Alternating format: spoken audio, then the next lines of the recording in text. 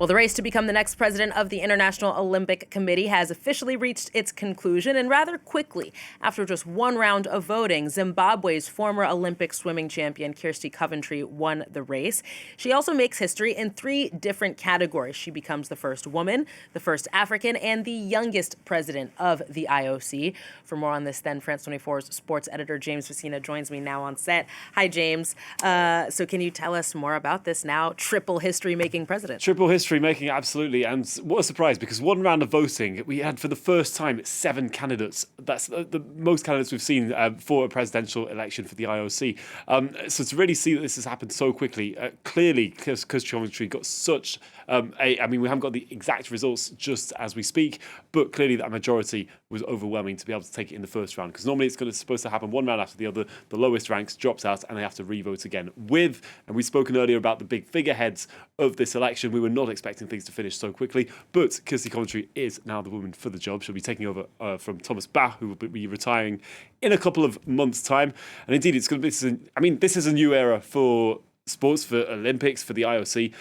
First woman to take over that chair there, and that is a big chair, of course, to fill, and it comes with lots of responsibilities, and one that she's come charged with a program to, on one side, of course, empower and protect, in her words, women's sports, and also it's going to have all the challenges to face with the Olympics to come.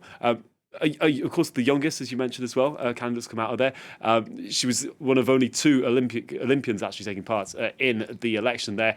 So she's still very much fresh out of them. So it'll be very nice to see some new and young energy come into this presidential seat to come. So what kind of challenges do you think that she's going to face? I mean, what's at stake then for her as the next president? Well, every time the Olympics have to be, in a way, kind of like reconfigured. They happen every 4 years, and things change very quickly, especially in terms of viewership, in terms of the media, in terms of just technology. And keeping the games attractive in that sense and keeping viewership up is extremely important. There's so much money at stake in all of this, billions we're talking about. And that is extremely important for them. Of course, one of the big topics nowadays is also making them sustainable.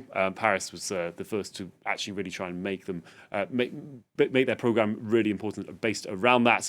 And that is something that's going to have to continue, of course, going into Los Angeles 2028. And, well, we've got the Winter Olympics coming up just next year in Milan. So those 2 huge parts of them, navigating the geopolitical sphere, as we've seen going on with, it can be issues of war, issues of doping, as we've seen. Decisions like that are very, very important to make, and also coming up in sports as well. Kirsty Coventry is very categorical about protecting women, and when I say protecting women in as athletes, it's about the number of topics that there are about transgender women, about also high testosterone levels, and many others. And those are topics that are going to have to be settled in a way once and for all for the Olympics to come, because they've been causing a lot of divisiveness within athletes for one reason or another.